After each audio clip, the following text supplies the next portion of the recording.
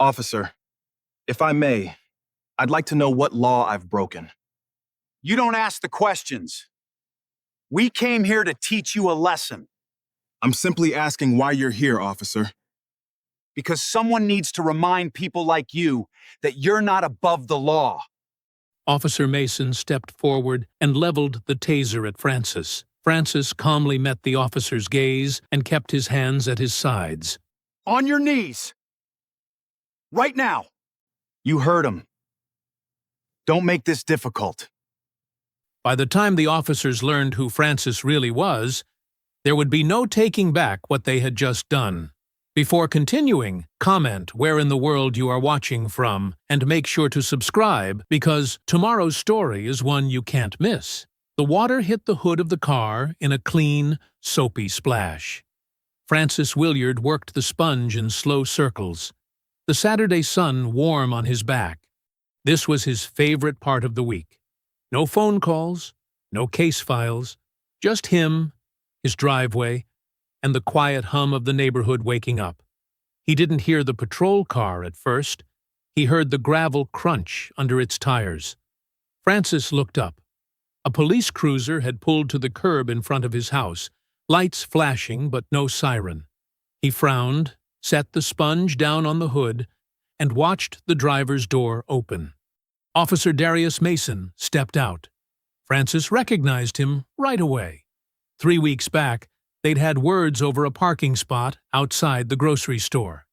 Nothing serious, or so Francis had thought. "Morning," Francis said, wiping his hands on his jeans. "Something wrong, officer?" Mason didn't answer right away. He walked up the driveway slowly, like he wanted Francis to feel every step. His hand rested on his belt, fingers tapping near his holster. "Got a call," Mason said. "Suspicious person in the area." Francis glanced down at himself. Old t-shirt, soaked jeans, a bucket of soapy water by his feet. "In my own driveway?" Mason's mouth curled, almost a smile, but cold. Description matches. Black male, athletic build, this neighborhood. He let the words sit there, heavy and ugly, daring Francis to react. Francis felt his jaw tighten, but he kept his voice even. He'd learned a long time ago that staying calm was its own kind of weapon. "I live here. Have for 2 years." That's what they all say. The words landed like a slap. Francis said nothing. He watched Mason's hand drift to the radio clipped to his shoulder. "Dispatch! This is Mason. I'm gonna need backup at this location. Just a precaution.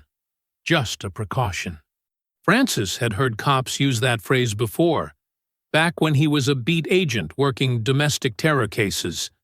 It never meant precaution. It meant something else was coming. "Backup for what?" Francis asked. "I haven't done anything." Mason's eyes flicked over him, slow and deliberate, like Francis was a problem he'd been waiting all morning to solve. "Just stand right there. Don't move around too much. Wouldn't want a misunderstanding." A misunderstanding. Francis's stomach turned cold, even as the sun stayed warm on his neck. He thought about going inside, thought about calling this what it was. But something told him to wait. Watch. See how far this would go. He didn't have to wait long. The first siren cut through the quiet street, faint at first, then closer. Then another. Francis turned and watched 3 more patrol cars round the corner, lights spinning silently. No sound but the low growl of engines. Up and down the block, doors started opening. A woman in a bathrobe stepped onto her porch, coffee mug forgotten in her hand. An older man across the street paused mid-stride with his dog, leash going slack. A teenager on a bike skidded to a stop at the corner, phone already rising to film. Francis stood in his driveway, soap suds drying on his arms, and watched his quiet Saturday morning fall apart in front of an audience. 3 cars, then 3 officers stepping out, one by one, boots hitting pavement with a kind of practiced weight. They didn't rush. They didn't need to. They had time, and they knew it. Mason turned back toward Francis, and now there was something different in his face. Something almost like hunger. "See?" Mason said, loud enough for the Porches to hear. "This is what happens when people don't know how to follow simple instructions." Francis hadn't moved, hadn't said a word in 5 full minutes. But none of that mattered now. The story had already been decided before it started. He looked past Mason, at the 3 officers walking up his lawn, spreading out, boxing him in against his own garage door. He looked at the neighbors watching, the phones recording, the quiet, terrible certainty settling over the whole street that something was about to happen here that couldn't be undone. Francis felt his pulse climb, slow and steady, like a drumbeat building toward something. He kept his hands visible, kept his voice locked behind his teeth, and he waited for whatever Mason had planned next. The 3 officers fanned out across the lawn like they'd rehearsed it. Francis clocked each one without turning his head. Old habit, the kind you don't lose after years in the field. Big guy on the left, jaw set tight, hand already resting on his belt. That was Officer Travis Bellamy. Younger one on the right, eyes darting between Francis and the growing crowd of neighbors. Officer Roy Grayson, nervous in a way the others weren't. And behind them, hanging back near the cruiser, a thinner officer who hadn't said a word yet. His name tag read, "Persten, 4 against 1, in his own driveway. Mason stepped closer, boots crunching on the wet pavement where Francis had been washing his car 10 minutes ago. The soap suds were already drying into chalky streaks on the concrete. "On your knees," Mason said. Francis didn't move. "For what?" "Tell me what I did." "I said on your knees." Mason's voice cracked louder this time, performing now, playing to the porches full of watching neighbors. "You want to do this the hard way? That's fine by me." Bellamy took a step forward, hand sliding off his belt toward his holster. "You heard him." Francis kept his hands open at his sides, palms out, slow and visible. He'd trained other agents on exactly this. How to survive an encounter when the badge on the other side had already decided who you were before you opened your mouth.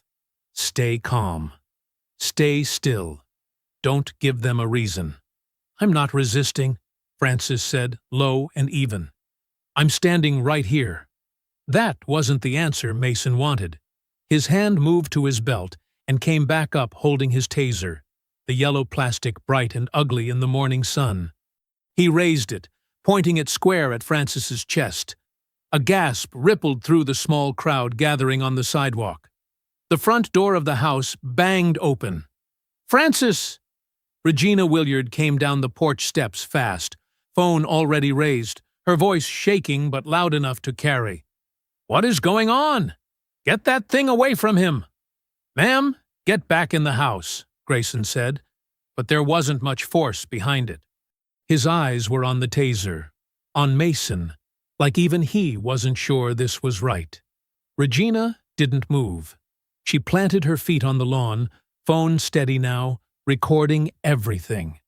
Mason's face, the taser, the 3 officers boxing her husband in against the garage door. "You don't get to point that at him," she said. "He hasn't done anything." Mason didn't even look at her. His eyes stayed locked on Francis, and something about that, the way he refused to acknowledge a terrified woman 10 feet away, made the whole scene feel colder. "This is what happens," Mason said, loud enough for the street, "when people think they're above the law, think their nice house and nice car means the rules don't apply to them." Francis felt the words land somewhere deep, somewhere old. He'd heard versions of this sentence his whole life, but he kept his face still, kept his voice level. "I'm not above anything," Francis said. "I'm a man standing in his own driveway. Save it." Mason stepped closer, close enough now that Francis could see the taser's red dot tracking against his chest. Bellamy moved in tighter on the left. Even Purston had drifted closer from the cruiser, though his face had gone pale, his jaw tight like he was chewing on something he couldn't swallow. Only Grayson hesitated, glancing toward Regina's phone, toward the neighbors now spilling off their porches onto the grass to watch. Mason smiled. It wasn't a kind smile. It was the smile of a man who thought he'd already won. "This is the lesson you should have learned 3 weeks ago," Mason said. "Parking lot. Remember that? Thought you could talk to me like that and walk away?" Francis's stomach dropped. So this was never about a call. Never about a description. This was personal, and it had been building since a parking spot outside a grocery store. The taser inched closer, close enough now that Francis could hear it humming. That faint electric whine that meant it was armed and ready. Regina screamed his name again, and somewhere down the street a screen door slammed as another neighbor ran out to watch. Francis looked Mason dead in the eye, his heart hammering, but his voice flat as stone. "You sure?" Francis said quietly. "You want to do this in front of all these people?" Mason's jaw flexed. For a second, just a second, something flickered behind his eyes. Doubt, maybe. Or the first cold edge of realizing he'd gone further than he meant to. But pride is a hard thing to walk back from in front of an audience, and Mason wasn't about to be the one who blinked first. "Don't try that with me," he said. "Don't act like you got something to threaten me with." Francis held his ground, hands still open, still raised just enough to show he wasn't reaching for trouble. His voice came out slow and steady, the same voice he used in interrogation rooms when a suspect was one wrong word from losing everything. "I'm not threatening you," Francis said. "I'm asking you to think about what you're doing." "What I'm doing," Mason said, taser still leveled at Francis's chest, "is teaching you some respect." Behind him, Bellamy shifted his weight, eyes flicking toward Grayson like he expected backup that wasn't coming. Purston had gone still near the cruiser, his hand resting on the open door, knuckles white. Francis took a breath. He'd carried his credentials in his back pocket every single day since he moved into this neighborhood. Ever since the first time a squad car had slowed down to watch him mow his own lawn. He'd hoped he'd never need them like this. He'd hoped wrong. "I'm going to reach into my back pocket," Francis said, loud and clear, eyes locked on Mason. "Slow. My ID is there. Nothing else. Don't you move." "My ID," Francis said again, firmer now. "That's all." Mason's finger hovered over the taser's trigger, but something in Francis's tone, the total absence of fear, made him hesitate. Francis moved his hand back slow, fingers brushing the worn leather of the badge case he'd carried for 12 years. He pulled it out and held it up, open, the gold shield catching the morning sun. "Francis Williard," he said. "Special Agent, Federal Bureau of Investigation." The street went silent. Bellamy's hand dropped away from his holster like it had been burned. Grayson took a full step back, mouth slightly open, staring at the badge like he couldn't quite make his eyes agree with what they were seeing. Purston let out a breath he must have been holding for a full minute, his shoulders sagging with something that looked a lot like relief. Mason didn't move.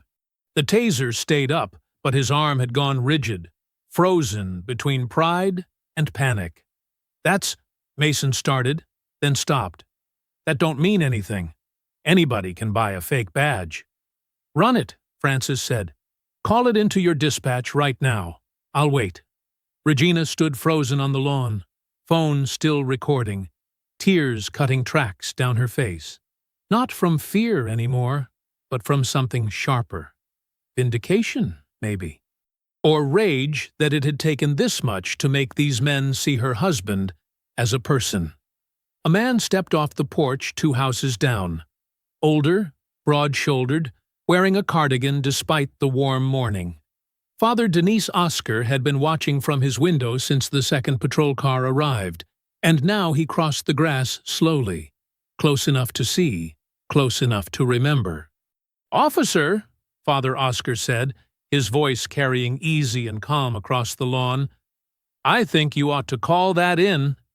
Mason's eyes darted between the badge, the gathering crowd, and the phone still pointed at his face. His jaw worked like he was chewing on his own pride, swallowing it down in pieces he didn't want to taste. Finally, he reached for his radio, hand shaking just slightly. "Dispatch," Mason said, voice tight. "Need a verification. Name's Francis Williard. Says he's FBI." The radio crackled. A pause stretched out, long and heavy, the whole street holding its breath together. "Copy that." The dispatcher's voice came back, flat and businesslike.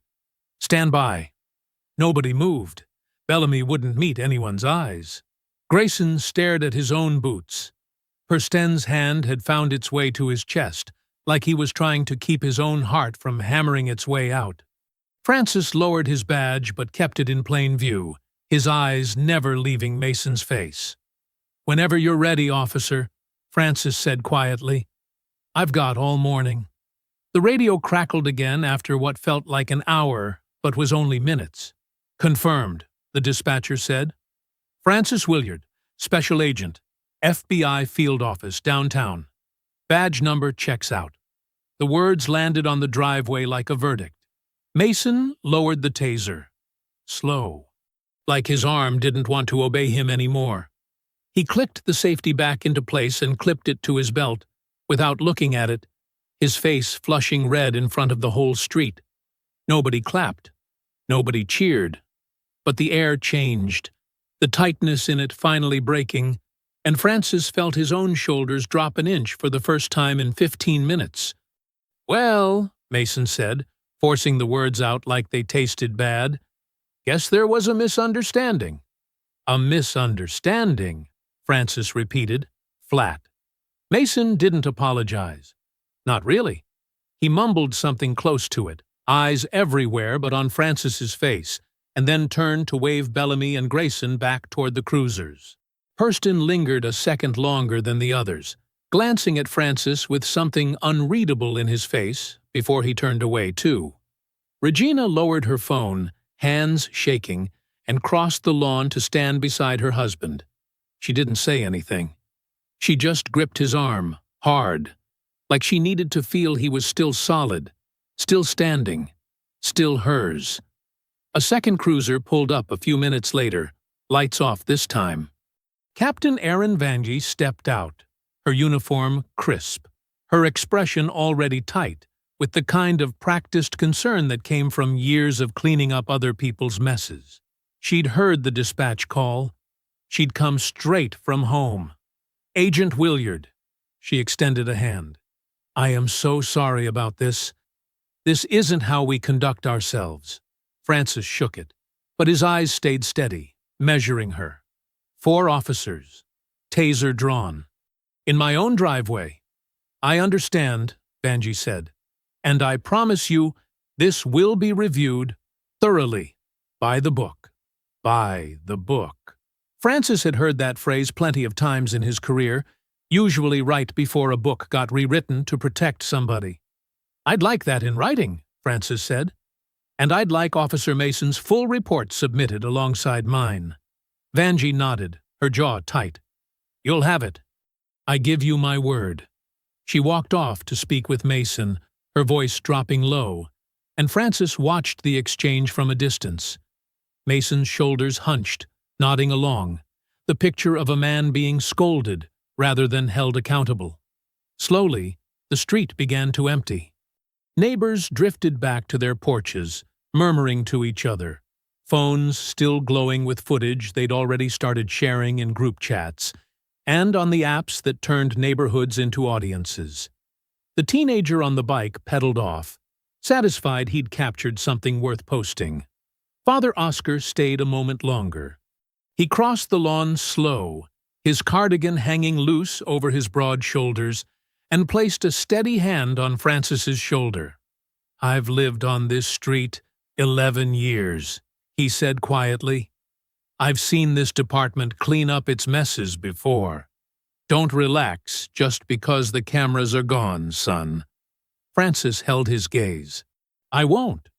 Oscar nodded once, like that was the answer he needed, and made his way back to his own porch, leaving Francis and Regina alone in the driveway, with the soap suds drying into pale streaks on the concrete and a bucket of water gone cold in the sun. That evening, the two of them sat at the kitchen table over a dinner neither one had much appetite for. Regina kept glancing at her phone, watching the video views climb into the thousands, comments piling up underneath, some supportive, some already questioning whether Francis had somehow provoked it. "They apologized," Regina said quietly. "That has to mean something." Francis pushed a piece of chicken around his plate, his mind already running ahead, the way it always did after a long operation, cataloging every detail, every loose thread. "An apology isn't accountability," he said. "I want to see what's in his report." Regina reached across the table and took his hand. "You think this isn't over?" It wasn't a question. Francis looked at her, the porch light glowing faint through the window behind her, the street outside finally quiet again. "I think," he said slowly, "today was just the part they couldn't hide." The phone rang at 10:04 p.m. Francis saw the department's number on the screen and felt his stomach tighten before he even answered. Regina looked up from the couch, the glow of the television catching the worry already forming on her face. "Williard," Francis said. "Agent Williard, this is Lieutenant Cooper, night desk." The voice on the other end was flat, professional, careful in the way people get when they know they're delivering bad news and don't want to own it. "Captain Vanjie asked me to give you a courtesy call. Officer Mason's incident report has been filed." "Good," Francis said. "I'd like a copy." "That'll come through records in a few days. But I wanted you to know there's a discrepancy you should be aware of." Francis stood up from the couch, phone pressed tight to his ear. "What kind of discrepancy?" "The report states you were uncooperative during the stop. Aggressive, even." Officer Bellamy corroborated the account in a separate statement. For a moment, Francis couldn't speak. He thought about the driveway, the soap suds, his hands raised, open, slow. The taser pointed at his chest, while he never once moved against it. "That's not what happened," Francis said, his voice low and dangerous in a way Regina hadn't heard from him in years. "I understand, sir. I'm just relaying what's in the file." The call ended a minute later, and Francis stood in his living room holding a phone that suddenly felt very heavy. "What is it?" Regina asked, already rising from the couch. Francis told her, watched her face shift from confusion to disbelief, to something harder, something that looked a lot like the fury she'd carried in the driveway that morning. "They're lying," she said. "On paper. After everything that happened, after the whole street watched." "I know." Francis sat back down, rubbing a hand over his face. "This isn't about today anymore. This is about controlling what people believe happened." He thought about Mason's face when the badge came out. The flash of fear, quickly buried under pride. Men like that didn't apologize. They regrouped. And Mason had clearly spent the rest of his shift doing exactly that, building a paper trail that turned Francis into the aggressor before anyone outside that driveway could say otherwise. "What do we do?" Regina asked. Francis was already moving toward the hallway closet, pulling out his laptop bag, his mind shifting into the same gear it used on federal cases. Methodical, patient, relentless. "We document everything," he said. "Tonight. While it's fresh." He sat down at the kitchen table and opened his laptop, the screen casting pale light across his face. Regina sat across from him, pulling up the video she'd recorded that morning, scrubbing through the footage frame by frame. "This proves it," she said, turning the screen toward him. "Right here, the taser. Your hands. You never moved. It proves what happened in front of the camera," Francis said. "Mason's counting on the fact that most of this won't make it past his report. That's how this works. A lie on paper outlasts the truth in someone's memory. He thought about his car, parked in the driveway where it had sat the whole encounter. He'd installed a dash cam months ago, after the second time a patrol car had slowed to watch him pull into his own garage. He'd never had to use the footage before. The dash cam, he said suddenly, it would have caught the whole thing. Audio, too. Regina's eyes lit up with the first real hope she'd had since dinner. Then we have proof. Real proof. We do. Francis began typing, drafting the first lines of a formal complaint, laying out the timeline exact and unshakable. But proof doesn't mean anything if nobody looks at it. I have to file this the right way. Build it so it can't be buried. Outside, the street had gone fully dark, porch lights clicking off one by one as the neighborhood settled into sleep. Unaware that 2 houses down, a man was sitting at his kitchen table past midnight, building the case that would decide whether justice in this town meant anything at all. The police department building looked smaller in daylight than it had felt the morning before, when 4 cruisers had rolled onto his street like an invasion. Francis parked across the lot and sat for a moment, a manila folder resting on the passenger's seat. His written statement, a printed still frame from Regina's video, and a request for the official incident report. He walked in at 9 sharp, dressed in a pressed shirt instead of the soaked t-shirt from the driveway, because he knew how these things worked. Presentation mattered, even when it shouldn't have to. The desk officer, a heavy-set man with a name tag reading Daily, barely looked up. "Help you? I'm here to file a formal complaint," Francis said, sliding the folder across the counter. "Against Officer Darius Mason. I'd also like to speak with Captain Vanjie." Daly flipped through the folder without much interest. "Captain's not in today. She told me yesterday she'd be reviewing this personally." "She's not in today," Daly repeated, like the sentence answered everything. "You can leave your statement. I'll log it." Francis kept his voice even, though something tightened behind his ribs. "When can I expect a case number?" Daly shrugged. "Couple weeks, maybe. We're backed up." A couple weeks. Francis had seen this play before, in cases that had nothing to do with him. Complaints that drowned in paperwork until the people who filed them got tired of asking and walked away. He wasn't going to be one of those people. "I'd like that in writing," Francis said. "That my complaint was received today, with today's date." Daly hesitated, annoyed, but stamped a copy and slid it back across the counter. "There. Happy?" "Getting there," Francis said, and left before his patience ran out completely. He sat in the parking lot for a long moment after, staring at the stamped paper in his hand. Federal agent or not, badge or not, here he was, just another name in a stack. Another complaint somebody hoped would lose momentum before it ever reached a hearing room.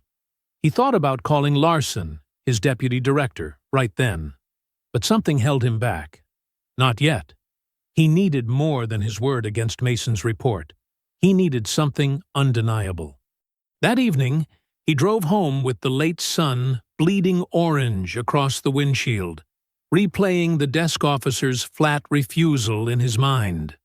When he pulled into the driveway, Regina was already on the porch, arms crossed, watching the street with an expression he didn't like. "What's wrong?" he asked, stepping out of the car. "There's been a car," she said quietly. "Gray sedan, parked across the street for the last hour. It wasn't there yesterday." Francis turned, scanning the block. The sedan was gone now, but he didn't doubt her. Regina didn't spook easy. She'd spent 15 years managing a hospital floor, used to chaos, used to keeping her head when other people lost theirs. If she said something felt wrong, it was wrong. "Probably nothing," he said, though he didn't believe it himself. They went inside together, and over dinner Regina kept glancing toward the window, toward the street outside gone dim with evening. "They apologized in front of everyone," she said, "and now you can't even get a case number without a fight. That doesn't sit right." "It's not supposed to," Francis said. That's the whole point. They want this to feel impossible. They want me tired before I even start. And the car? Francis set his fork down, the food in front of him forgotten. Could be nothing. Could be somebody checking to see if I'm the kind of man who backs down. Regina reached across the table and took his hand, the same way she had the night before, like she needed the contact to steady herself. "You're not," she said. It wasn't a question this time either. It was a fact, stated plain, the same way she'd said it 100 times across 15 years of marriage. Francis squeezed her hand and looked out the window at the quiet street, the porch light glowing soft against the gathering dark. "No," he said, "I'm not." He didn't sleep much that night. Long after Regina had drifted off beside him, he lay awake listening to the house settle, thinking about the stamped paper on his desk, the gray sedan that had vanished by the time he looked for it, and the case number that hadn't come yet, and might never come at all, unless he forced it. 3 days passed quiet on the surface, the kind of quiet that made Francis more nervous than noise would have. No case number, no callback from Vanjie. Just the slow grind of waiting while his complaint sat buried somewhere in a stack of paper at the station. It was Regina who found the post. She was scrolling through the neighborhood social media page Wednesday night, the one half the block used to trade lawn care tips and lost cat flyers, when her face went pale in the blue light of her phone screen. "Francis." Her voice had an edge to it he didn't like. "You need to see this." He crossed the living room and sat beside her, reading over her shoulder. The post was anonymous, posted under a username that gave nothing away, Concerned Neighbor 82, and it had already gathered 40 comments. Heard the real story behind Saturday's incident on Maple Court. Turns out the FBI agent got aggressive with officers responding to a legitimate call and used his badge to intimidate them into backing off. Maybe think twice before assuming our police are always in the wrong. Francis felt something cold settle in his chest. He read it twice, then a third time, like rereading it might change the words. "This is a lie," Regina said. "A flat-out lie. I have video." "I know." Francis scrolled through the comments, watching strangers argue with each other under a story built from nothing. A few people defended him, citing the footage that had circulated days earlier. But more were already taking the post at face value, the way lies always traveled faster and stuck longer than truth ever did. He clicked on the username, searching for any trace of who was behind it. Nothing. A blank profile, created that same week, no friends, no history. Built for exactly this. Somebody made this account just to post that, Francis said quietly. Who would do that? Francis already had a guess, but guesses didn't matter without proof.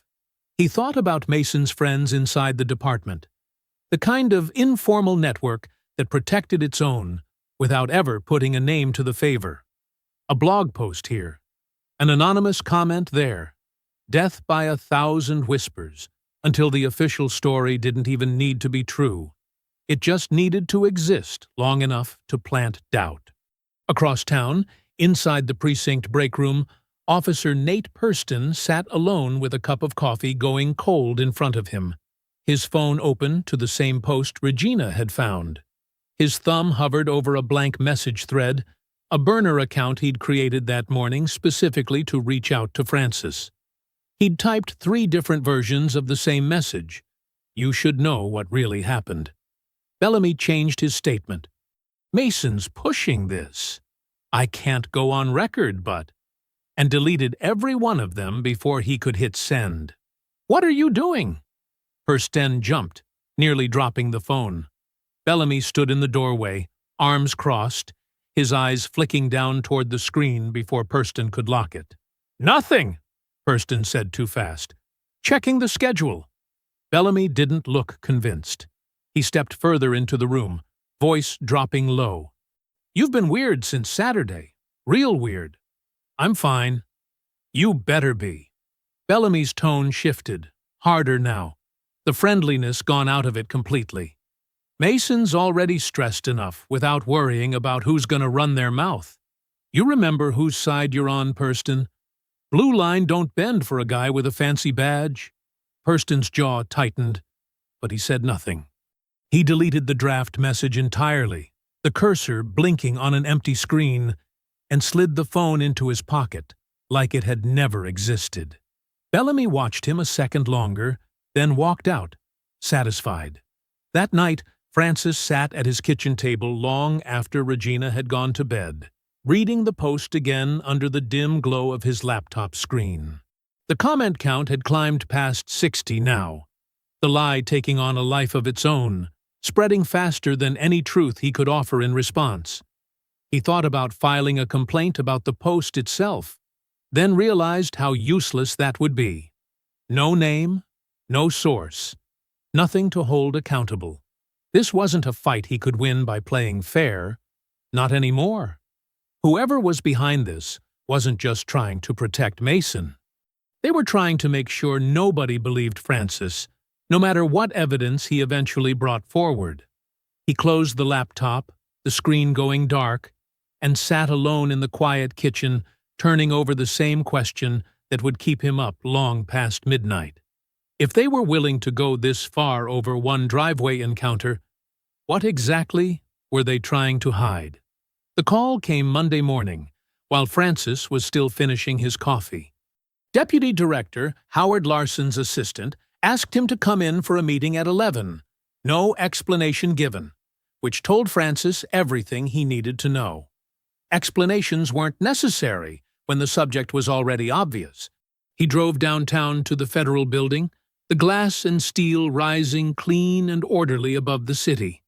A world away from the gray sedan that had idled outside his house and the anonymous Post still circulating through his neighborhood.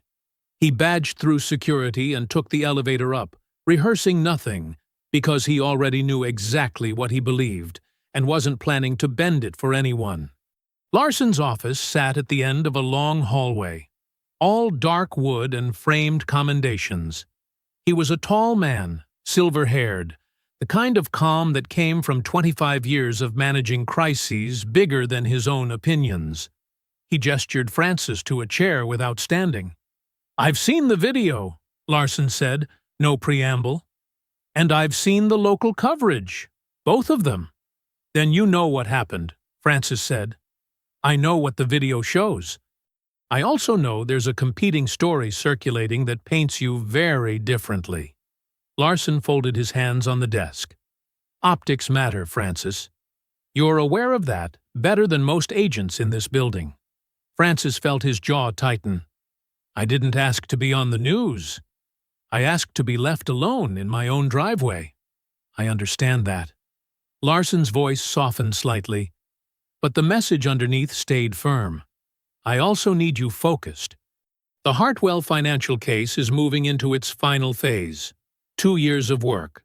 I can't have my lead agent's credibility under public scrutiny right when we need it most airtight. So your suggestion is, I let it go."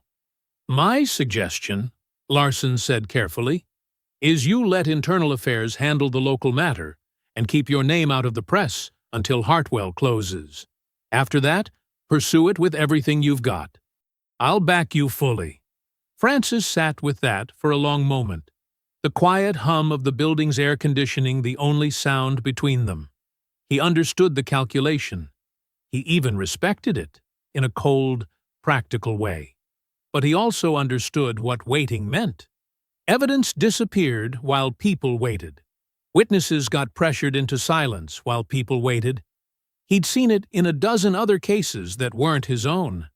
"With respect," Francis said, "Internal Affairs is the same department running cover for the officer who did this. I've already seen them lose dispatch audio over less." Larson studied him, something unreadable passing behind his eyes. "Document everything, quietly. If it becomes what you think it is, bring it to me directly, and I will move on it personally. But I need discretion until then." It wasn't agreement, but it wasn't a wall either.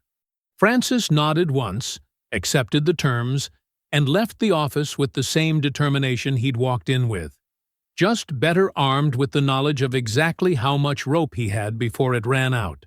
That evening, back home, Francis sat at his kitchen table with his laptop open to the city's local news archive, searching old stories with Mason's name buried somewhere in police blotter columns nobody outside the department probably remembered. It took 2 hours, but he found the first one. 3 years back. A resident named Wilmer Brown reported for matching a suspicious description outside his own apartment complex. Charges dropped within a week. The incident closed with a single line. No further action required. Francis kept digging. Found a second, 18 months later. A young man named Devin Ashburr, pulled over twice in 1 month by the same patrol unit, his complaint logged and apparently forgotten. The file marked closed without explanation. Both incidents handled the same way. Quiet. Quick. Buried before anyone outside a small circle ever had to answer for them.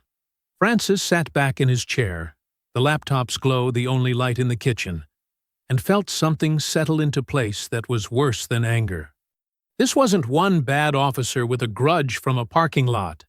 This was a pattern, a system that had worked exactly the way it was designed to work, again and again, until somebody finally had the means to push back.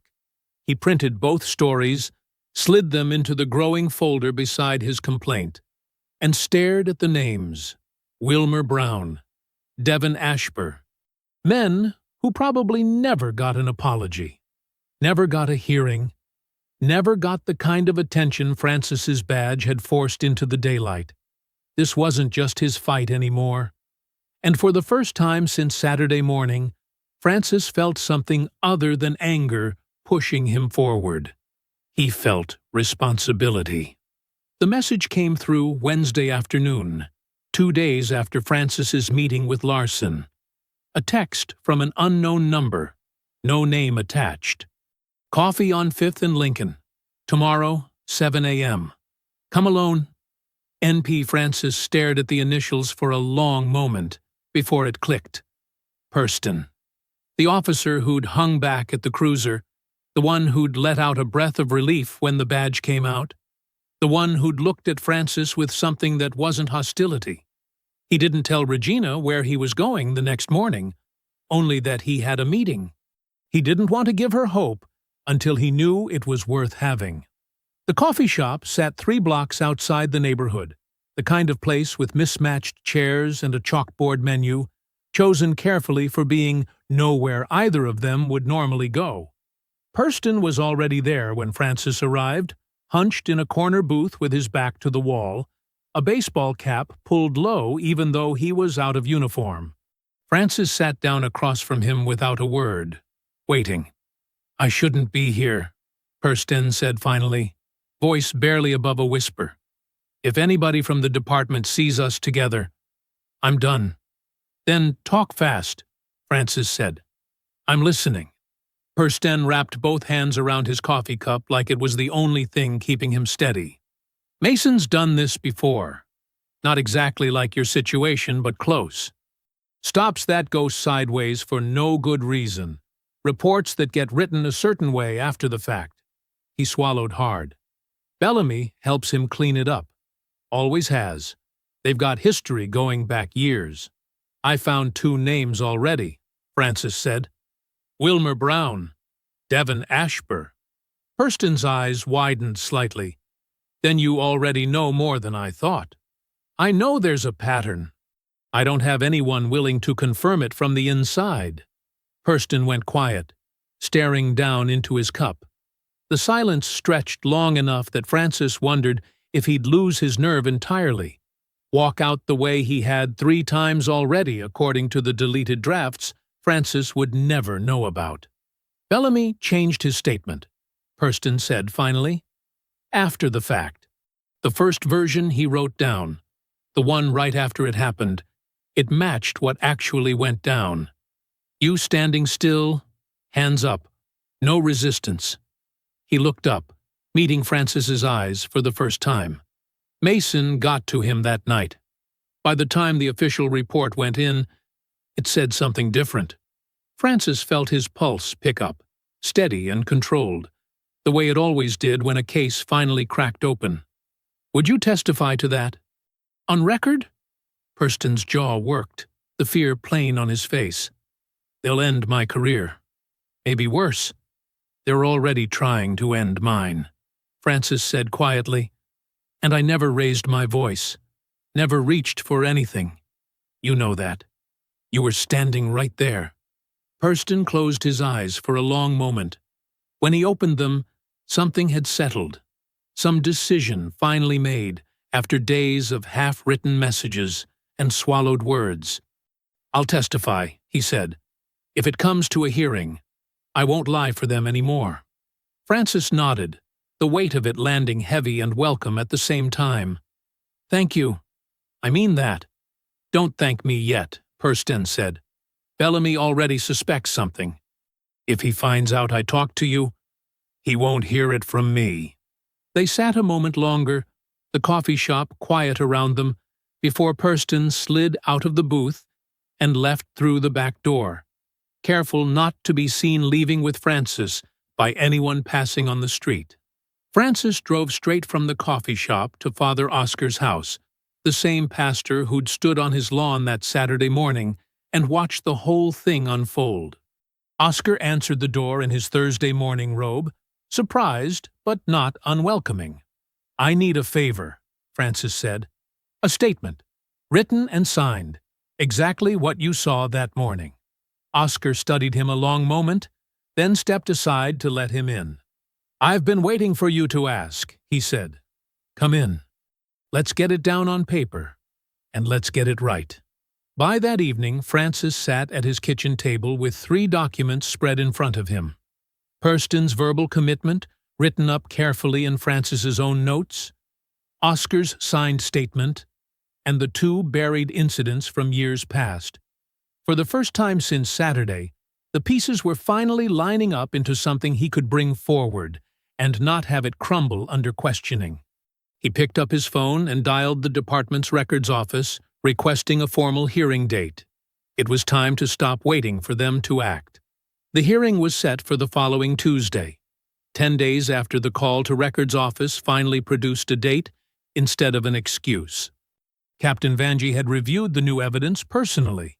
Purston's account, Oscar's signed statement, the 2 buried incidents from years past, and called Francis herself to confirm what he'd been hoping to hear since the night of that first courtesy call. I'm suspending Officer Mason pending the review, Vanjie said, her voice carrying real weight this time, not the practiced concern from the driveway. Effective immediately. I should have looked closer the first time. I'm sorry it took this long. Francis allowed himself, for the first time in 2 weeks, to feel something close to relief. He told Regina that night over dinner, and she'd cried a little. The good kind of tears. The kind that came after holding your breath too long. It's working, she said. All of it. It's actually working. Francis wanted to believe her. Some small, cautious part of him did. He should have known better. Monday afternoon, the day before the hearing, Francis got a call from the records clerk handling the case file. Her voice was apologetic, rehearsed in a way that made his stomach drop before she even finished the sentence. I'm sorry to inform you, Mr. Williard, but the original dispatch audio from the incident appears to have been lost. A clerical error during the evidence transfer. We're looking into it. Lost, Francis repeated. We apologize for the inconvenience. He hung up without another word, his hands gripping the edge of the kitchen counter, knuckles whitening. Lost. Not corrupted. Not misfiled somewhere recoverable. Gone, conveniently, the night before a hearing that depended on it. Worse news came an hour later. Purston called, his voice tight and scared in a way Francis hadn't heard at the coffee shop. Bellamy recanted, he said. Walked into Vanjie's office this morning and said his original statement was wrong, that he'd misremembered things under stress. said you were aggressive after all. That's a lie, and he knows it. I know, Purston said. But it's his word against nothing now, because the audio's gone, and— He paused, his breathing audible through the phone. Mason's people got to him. I don't know how, but they did. Francis closed his eyes, feeling the careful structure he'd built over 2 weeks start to crack at its foundation. The final blow landed that evening. Yvette Saller, the journalist who'd reached out earlier in the week saying she wanted to cover his side of the story, called to tell him her editor had pulled the piece. A competing story had come in from another source, she explained, painting Francis as a federal agent who'd used his badge to bully 4 working officers over a routine call, embellishing the encounter afterward for sympathy and attention. I don't believe it, Saller said quickly. But I can't publish without more than I have right now, and they came in with sourcing I can't ignore yet. Francis thanked her for being honest, hung up, and sat alone in his living room as the full weight of the day settled over him. By Tuesday morning, the hearing had been quietly downgraded. Without the audio, without Bellamy's corroboration, with Mason's allies whispering through every corridor of the department, the review board found insufficient evidence to sustain disciplinary action at this time. Mason was reinstated, pending what they called further review, a phrase that meant nothing, that everyone in the building understood meant nothing. Francis learned the outcome over the phone, standing in his own kitchen, the same kitchen where he'd built his case night after night with such careful confidence.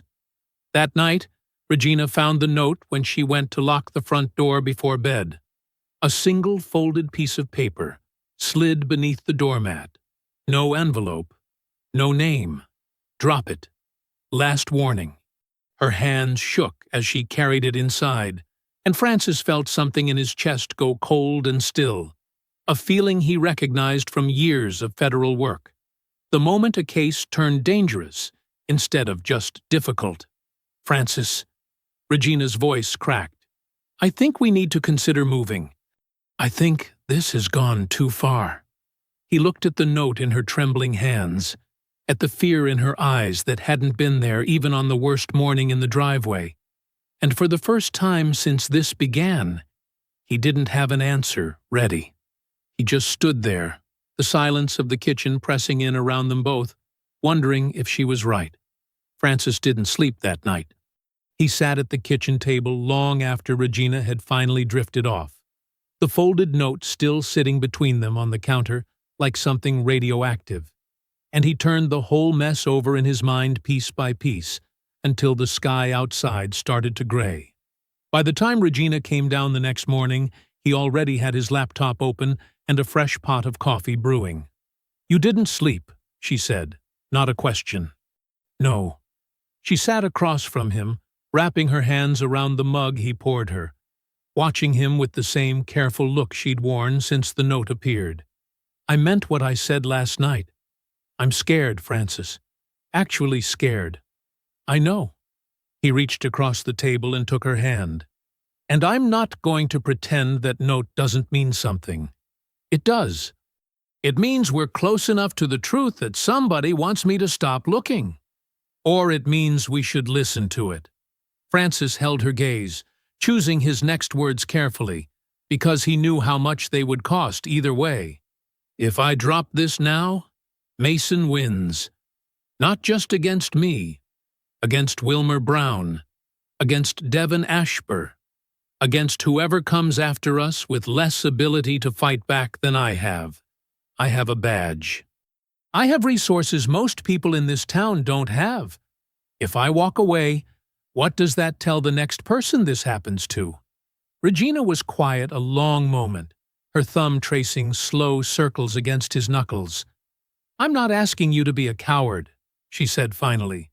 I'm asking you to be smart. The local department is broken, Francis. You've tried playing by their rules for 2 weeks, and look where it's gotten us. That was the piece that had been sitting wrong in his chest since the hearing collapsed.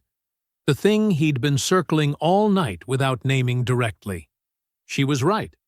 He'd been trying to win a local fight using local tools, treating it like any other community dispute instead of what it actually was. He sat up straighter. Then I stopped playing by their rules? What does that mean? It means I stop going through the department at all. Francis pulled his laptop closer, his mind sharpening now, the exhaustion burning off under sudden clarity. 2 officers profiled and targeted residents based on race. A pattern across multiple years. Evidence tampering, witness intimidation, falsified reports.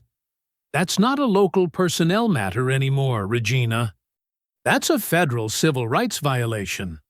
Regina's eyes widened slightly. You're going over their heads. I'm going over their heads, Francis confirmed. He picked up his phone and called Larson directly, not the assistant, not the scheduled appointment line, the personal cell number he'd been given for emergencies only. Larson picked up on the 3rd ring. His voice clipped with the kind of alertness that came from being woken early. Francis, this better be important. I need you to look at what I'm sending you, Francis said. All of it. Right now. He spent the next hour compiling everything into a single email. Per Sten's account, written and dated. Oscar's signed statement. The buried files on Brown and Ashper. The timeline of the lost dispatch audio. And Bellamy's sudden recantation. All laid out in the methodical, airtight structure of a man who'd built federal cases for a living. He didn't soften any of it. He didn't need to. He hit send at 8:42 that morning and waited. Larson called back 4 hours later, his voice different now, not the cautious tone from the office meeting, but something harder, more decided. I've read it twice, Larson said. This isn't a misunderstanding between you and one officer anymore. This is a pattern of civil rights violations with evidence of an active cover-up inside that department. That's what I've been trying to tell you. I'm authorizing a formal federal civil rights investigation, Larson said. Full bureau resources. I want everything you have transferred to my office by end of day, and I want you working this directly, alongside our Civil Rights Division.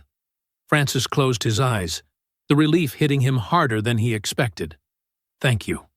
Don't thank me yet, Larson said. This is going to get worse before it gets better. They're going to fight this hard, and you're the one who's already had a note pushed under your door. I want you and your wife careful. We will be. Francis hung up and looked across the table at Regina, who'd been listening to his half of the conversation with her hands pressed flat against the wood, like she was holding the table steady instead of the other way around. It's happening, he said. Federal investigation. Full resources. For the first time in days, Regina smiled, small, cautious, but real. Then, let's finish this, she said. The federal civil rights team arrived in town within 48 hours. 2 investigators named Renner and Castellano, who set up a temporary office out of a borrowed conference room at the field office downtown.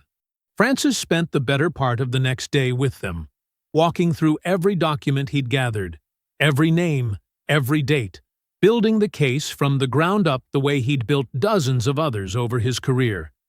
Except this time, his own driveway sat at the center of it. We need primary evidence, Renner said, flipping through Purston's written statement for the 3rd time. Witness accounts are strong, but the department's already proven they'll lose or alter anything official. We need something they can't touch. The dispatch audio's gone, Francis said. Confirmed missing as of last week. Anything else? Anyone else recording that morning? Francis thought of Regina's video. Solid. But it had only captured the back half of the encounter, starting once she'd come running out the front door. It showed the taser, showed Mason's threats, showed plenty. But it didn't capture the full beginning, the moment Mason had first pulled up, the radio call requesting backup, before Francis had said more than a few words. He sat with that thought through the rest of the meeting. Distracted, turning something over in his mind that felt just out of reach. It hit him on the drive home. He nearly missed his own turn, jerking the wheel at the last second, heart suddenly hammering. The dash cam. He'd installed it 8 months earlier, after the second time a patrol car had slowed to a crawl outside his house for no reason anyone could explain, watching him pull into his own garage like he was casing the neighborhood instead of living in it. He'd bought a good one. Wide angle, audio pickup, continuous loop recording that saved footage automatically whenever the car detected motion or sudden movement nearby. He'd never had reason to check it. Never had reason to think he'd need to. He pulled into the driveway too fast, parked crooked, and was inside the car within seconds, popping the small storage card free from the unit mounted near the rearview mirror with hands that weren't quite steady. "Francis!" Regina appeared on the porch, alarmed by the way he'd come tearing up the street. "What's wrong?" "The dash cam," he said, already moving past her into the house. "I forgot about the dash cam." He sat down at the kitchen table and plugged the card into his laptop, Regina leaning over his shoulder, both of them holding their breath as the file list populated on the screen. Dozens of clips, most of them meaningless, birds landing on the hood, a neighbor's cat crossing the driveway, the mail carrier walking past. And then, time-stamped exactly right, a clip nearly 14 minutes long. Francis clicked it. The video opened on his own driveway, the angle slightly skewed but clear, audio sharp and unmistakable. There he was, washing the car, completely at ease. There was Mason's cruiser pulling up to the curb. The radio call, suspicious person in the area. Mason's voice, cold and deliberate. Every word preserved exactly as it had happened. No department filter, no altered report, no missing audio conveniently lost the night before a hearing. Regina gripped his shoulder hard enough to hurt as the footage rolled forward. Mason drawing the taser, the 3 additional officers boxing Francis in, Regina's own voice screaming from off-camera, the badge finally coming out, the dispatch confirmation crackling clear through the recording. "This is everything," Regina whispered. "This is all of it. Untouched." Francis felt something settle in his chest that had been missing for 2 weeks. Not relief exactly, but certainty. Solid ground under his feet, for the first time since the hearing collapsed. He copied the file 3 times onto separate drives before he did anything else, a habit drilled into him from years of handling evidence that mattered. Then he called Renner. "I have the entire encounter," Francis said. Audio and video, untouched. 14 minutes. Starting before Mason ever got out of his car. There was a pause on the other end. Then Renner's voice came back sharp with sudden energy. "Send it to me right now. Don't let it leave your possession otherwise." Francis uploaded the file through a secure federal portal Renner walked him through over the phone, watching the progress bar crawl forward with something close to reverence. When it finished, he sat back, Regina's hand still resting on his shoulder, and allowed himself, just for a moment, to believe that this time the truth wouldn't be something Mason's department could quietly erase. 2 days later, Larson called to confirm the federal hearing had been scheduled for that Friday. 3 days out, fast-tracked given the strength of the dash cam footage. Francis felt the case finally moving the way it should have moved from the start. Yvette Saller hadn't stopped thinking about the story since her editor pulled it. It nagged at her for days, the kind of itch that wouldn't quiet down no matter how many other assignments she buried herself in. The competing source that had landed in her inbox the night before her piece was set to run had been too clean, too perfectly timed, too eager to hand her quotes that painted Francis Williard as the villain of his own story. Real sources weren't usually that convenient. So on Wednesday morning, 2 days after the dash cam footage had vanished into the federal system, Saller pulled an old trick from her early reporting days. She filed a public records request, not for the incident report this time, but for any prior complaints filed against Officer Darius Mason going back 5 years. The request sat for a day before a clerk, tired, overworked, not paying close enough attention to who was asking or why, sent back a partial file. Most of it had been redacted, names blacked out, case numbers stripped, but 2 entries near the bottom of the list hadn't been scrubbed completely. Wilmer Brown, Devin Ashbur, both marked closed, both with the same chillingly identical phrase, "No further action required." Saller sat at her desk, staring at the names, her pulse climbing. She'd seen this pattern before in bigger cities, written about it in bigger papers before she'd moved here for a quieter life. She just hadn't expected to find it sitting quietly under her own byline. She made calls all afternoon, found Brown first, an older man who'd moved across town years ago, still bitter about an apology that never came. He talked for 40 minutes once he understood she actually wanted to listen. Ashbur was harder to track down, but a cousin pointed her toward a number, and he confirmed the same story. Stopped twice in a month, complaint filed, complaint buried. No hearing, no follow-up. By evening, Saller had enough to know exactly what she'd nearly helped bury. She called Francis directly, her voice tight with something between embarrassment and urgency. "I owe you an apology," she said. "I let myself get played by a source that was clearly planted. I should have dug deeper before I let my editor pull your story." "You're digging now," Francis said. "That matters more." "I want to publish everything," Saller said. "Brown, Ashbur, the pattern, the cover-up, all of it, timed with whatever's happening Friday. Will you go on record?" "Yes," Francis said, without hesitation. That same evening, Saller drove to Captain Vanji's house, unannounced, files in hand.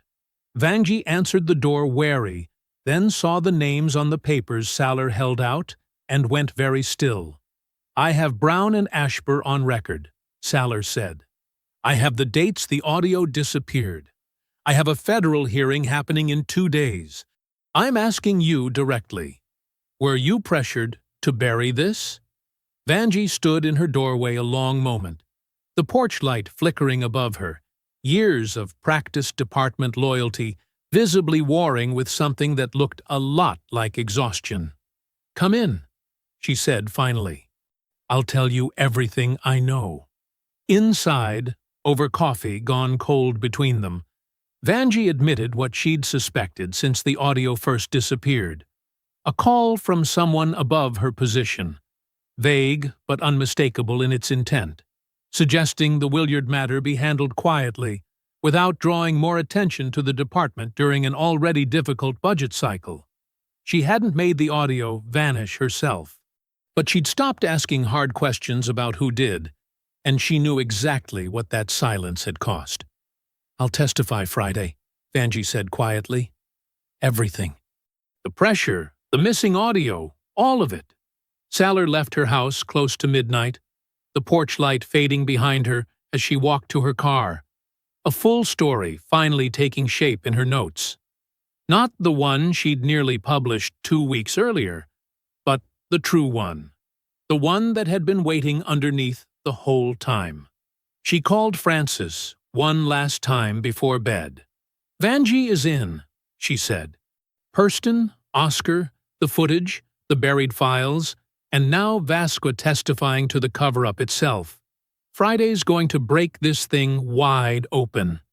Francis stood in his kitchen, Regina asleep upstairs, the quiet house holding 2 weeks of fear and exhaustion that finally felt like it was about to be worth something. "Then, let's be ready," he said. The county building's main hearing room had never seen a crowd like this before. By 9 a.m. Friday morning, every seat was filled. Reporters from 3 local outlets, neighbors from Maple Court, Father Oscar in his Sunday best, and Yvette Saller seated near the front with her notebook already open. Regina sat directly behind Francis, her hand resting on his shoulder. steady now in a way it hadn't been in weeks. Deputy Director Larson sat at the panel table alongside two federal civil rights officials and a county oversight representative, the kind of joint authority that made it impossible for this hearing to disappear the way the last one had. Mason sat across the room with a department-appointed attorney, his uniform pressed, his face carefully blank, though Francis could see the tension in his jaw from 20 feet away. Renner opened the proceedings by playing the dashcam footage in full. The room went dead silent as Francis's own driveway filled the screen.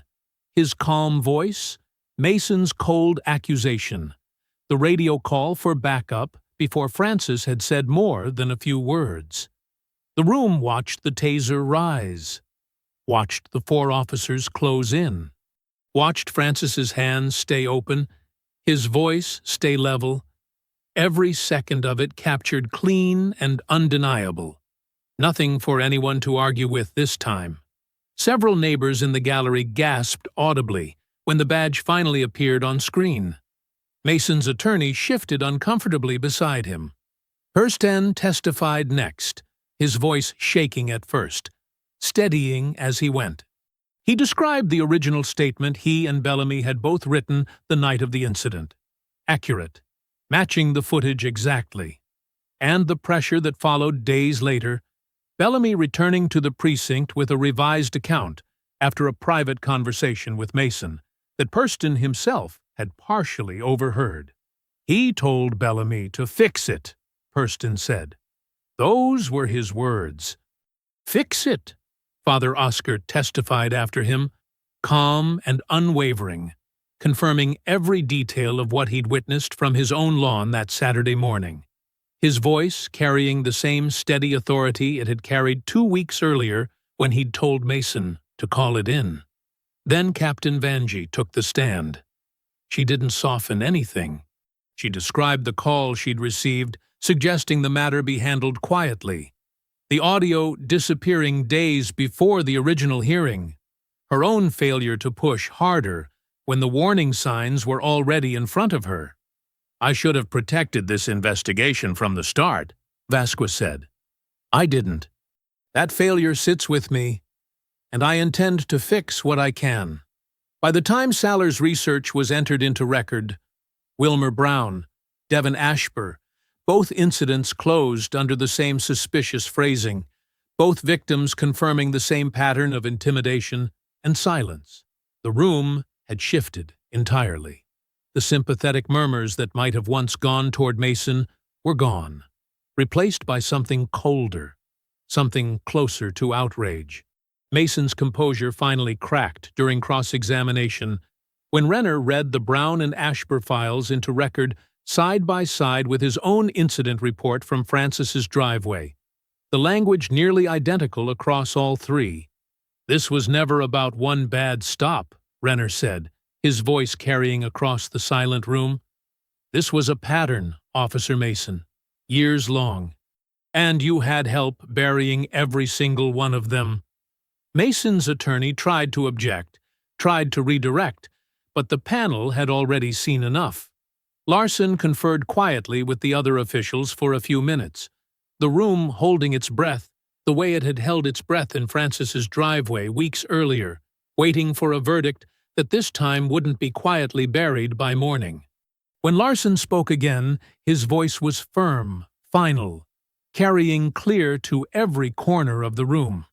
Based on the evidence presented today, falsified reports, witness tampering, destruction of evidence, and a documented pattern of civil rights violations, this panel is referring Officer Darius Mason for immediate arrest.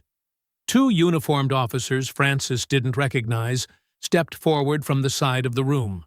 Mason rose on shaking legs as they approached, his face draining of color in front of the same community that had watched him humiliate Francis weeks earlier on a quiet Saturday morning. The cuffs clicked shut around his wrists in full view of the gallery, the same wrists that had once pointed a taser at an unarmed man standing in his own driveway. Nobody in the room said a word as they led him out. Francis sat still, Regina's hand tight on his shoulder, and watched the man who'd tried to break him walk out in handcuffs instead. The week after the hearing moved fast, the way things do once the truth finally breaks loose from whatever was holding it down. Bellamy was terminated within 4 days, his employment file flagged for a separate perjury investigation tied to his altered statement. He didn't fight it. Word around the department was he'd resigned before they could finish the paperwork, slipping out of town not long after, leaving behind a reputation nobody bothered defending. Grayson kept his job, but was reassigned to a desk position pending a full review of his conduct that morning in Francis's driveway. Not the worst outcome, but not nothing either. A quiet acknowledgement that standing silently beside wrongdoing carried its own weight. Hurston fared better. Francis made sure of that, speaking personally on his behalf during the department's internal review, crediting his testimony as the thread that had helped hold the entire case together. Hurston kept his badge, reassigned to a different precinct with a clean record and, for the first time in weeks, the ability to sleep without a phone full of half-finished messages he was too afraid to send. "Thank you," Hurston told Francis, the two of them shaking hands outside the department a week after the hearing, sunlight bright and ordinary around them, "for not letting this just disappear." "Thank you for finally speaking up," Francis said. "That took more courage than most people have." Captain Vasqua, true to her word, stayed on, but the department around her transformed fast under federal oversight. New reporting protocols, mandatory body cameras with footage stored in systems no single officer could quietly access. An outside review board added specifically to catch the kind of pattern that had buried Brown and Ashper for years before anyone noticed. She was promoted within the month to oversee the reforms personally. The same captain who'd once offered Francis a hollow apology in his driveway, now leading the effort to make sure no apology like that would ever need to be hollow again. Saller's full story ran 2 days after the hearing, front page, above the fold. Mason's arrest, the buried files on Brown and Ashper, Vanjie's testimony about the missing audio, and Francis's own account laid out in full, finally given the space it deserved instead of the half-truths that had nearly buried it weeks earlier. The story spread well beyond their small town, picked up by outlets across the state, turning Francis, quietly and somewhat against his own wishes, into a symbol of something larger than he'd ever intended to be. Larson called him into the federal office one final time that month, not for another difficult conversation this time, but to hand him a formal commendation, signed and sealed, recognizing his work in uncovering the pattern of civil rights violations. "You did this the right way," Larson said, shaking his hand. "Slow, careful. Built something nobody could tear down." Francis thought of all the nights at his kitchen table, the folder growing thicker by the day, Regina across from him holding steady through every setback. "I had help," he said.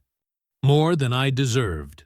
By the following Saturday, exactly 1 month after the morning everything started, Francis stood in his driveway again, hose in hand, washing his car the way he had that first quiet morning before any of it began. The street looked different now, lighter somehow, though nothing about the houses or the trees had actually changed. Just the air, maybe, finally settled after weeks of tension that had hung over the block like weather nobody mentioned out loud. A moving truck pulled up 2 houses down, new neighbors unloading boxes under the warm afternoon sun, a young family, kids already racing across the lawn while their parents wrestled a couch through the front door. Someone had taped a handmade welcome sign to the mailbox post, bright red letters against white poster board, simple and hopeful. Father Oscar wandered over from his porch with 2 folding chairs under his arm, setting them up beside Francis's driveway without being asked, the same casual confidence he'd carried that first Saturday morning when he'd told Mason to call it in. Regina came out a few minutes later carrying 3 glasses of lemonade, settling into the chair beside Oscar as the sun dipped lower. painting the street gold. "To new beginnings," Oscar said, raising his glass. Francis set down the hose and took the third glass, looking out at the quiet street. The new family unloading boxes, the soft, ordinary calm of a Saturday afternoon that finally felt like exactly what it was supposed to be. "To new beginnings," he echoed, and for the first time in a month, the words felt completely true. If you enjoyed the story, leave a like to support my channel, and subscribe so that you do not miss out on the next one. On the screen, I have picked 2 special stories just for you. Have a wonderful day.